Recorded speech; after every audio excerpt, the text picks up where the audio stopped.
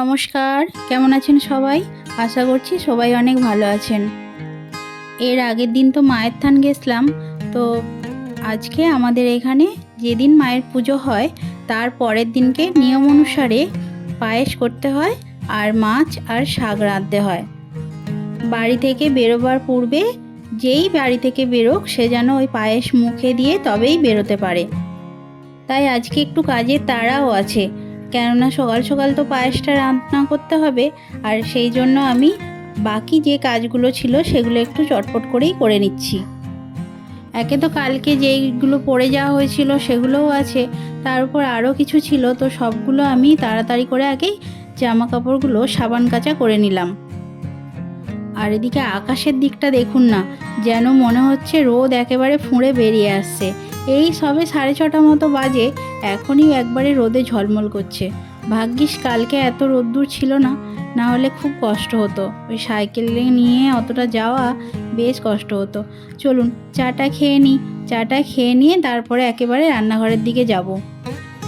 আর স্নান করে নিয়ে যেহেতু পায়েসটা চাপাতে হয়, তাই ভাবছি চাটা খেয়ে নিয়ে স্নান করে নেবো, নিয়ে তারপর রান্নাটা চাপাবো। সাম্যর বাবা আর সাম্যর এখনও খাওয়া হয়নি, তো ওরা এইমাত্র উঠেছে ঘুম থেকে। আর এদিকে আমার সমস্ত কাজ হয়ে গেছে বলে আমি চাটা খেয়ে নিচ্ছি। চা খেয়ে নেওয়ার পর বেশ কিছু জামা কাপড় ছিল যেগুলো কদিন ধরেই এলোমেলো হয়ে আছে, তো ওগুলো ভাবলাম যে আজকে গুছিয়ে রাখি। কেননা অনেক কাপড় জামা কাপড় যদি একসাথে ঘরের মধ্যে এলোমেলো হয়ে থাকে, সেটা দেখতেও যেমন ভালো লাগে না আর তেমন বিরক্তও লাগে। তো আজকেও আমি কাপড়গুলো গুছিয়ে নিচ্ছি, নিয়ে তারপরে স্নান করতে যাব। আর এদিকে কথা বলতে বলতে সাম্য আর ওর বাবাও উঠে পড়েছে, তাই ভাবলাম যে সাম্য জলটা গরম করে দিই, ওর বাবা ওকে দুধটা গুলে দেবে।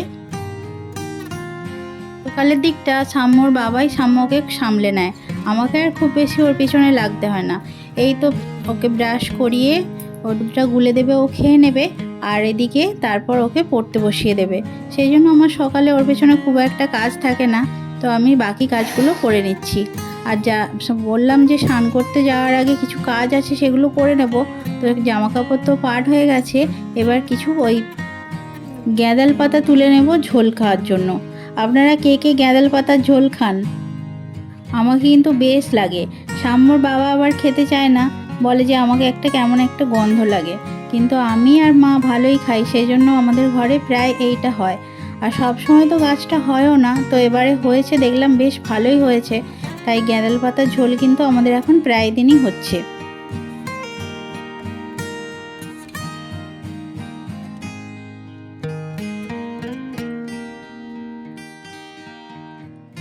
তো সমস্ত কাজ হয়ে যাওয়ার পর আমি এখন স্নান করে চলে এসেছি। আর স্নান করে আমি চলে এসেছি এখন রান্নাঘরে। এসেই আমি চাপিয়ে দিয়েছি বরবটি আর আলুর তরকারি।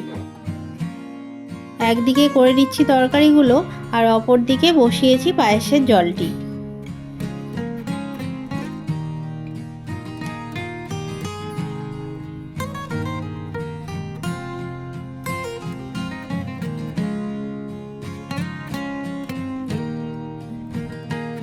খুব বেশি করব না, কারণ খাবো তো 3 জন, তার মধ্যে হয়তো দেখবো সাম্যর বাবা আবার খুব বেশি খাচ্ছে না। সেই জন্য অল্প করেই করে নেব। কাজু আর কিশমিশগুলো ভিজিয়ে দিয়েছি। আর সপ্তাহখানেক আগে গুঁড়ো দুধ বেশ অনেকটা পরিমাণ নিয়ে এসেছিলো, তো সেটা পড়েই আছে। ওটা দিয়েই ভাবছি পায়েসটা করে নেব। আর কালকে থেকে হাতে বাঁশি পেয়ে সারাক্ষণ দেখুন না সাম্য প্যাঁ প্যাঁ করে বাজাতেই থাকছে। সে বাড়ির সবাইয়ের কান ঝালাপালা করে দিচ্ছে। চালটা অল্প অল্প সেদ্ধ হয়ে যাওয়ার পর আমি ওই গুলে রাখা দুধটি এবার দিয়ে দিচ্ছি ওর মধ্যে।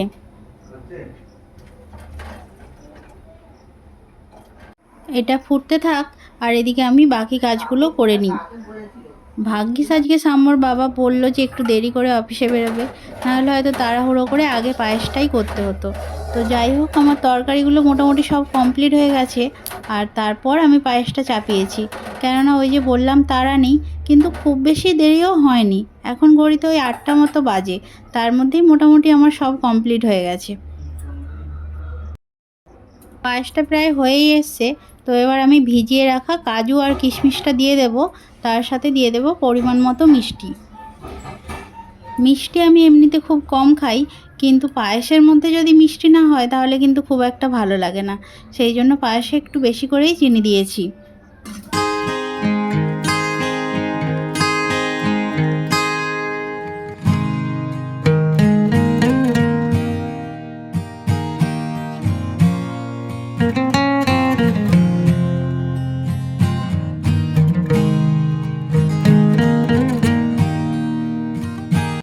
চলুন, পায়েস করাটা আমার সম্পূর্ণ কমপ্লিট হয়ে গেছে। এবার আমি নামিয়ে নেব।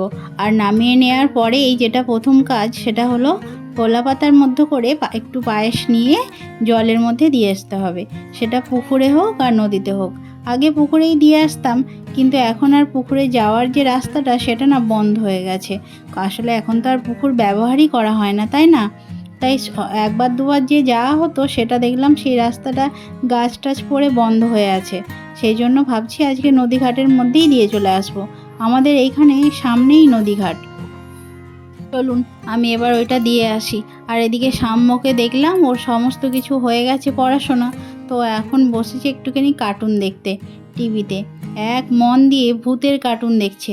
এত ভূতকে ভয় পায়, তাও ভূতের কার্টুনই দেখবে ও। চলুন, আমি এইটা দিয়ে আসি নদীঘাটে। আর আজকের ব্লগটি এখানেই শেষ করছি। আপনারা সবাই ভালো থাকবেন। নমস্কার।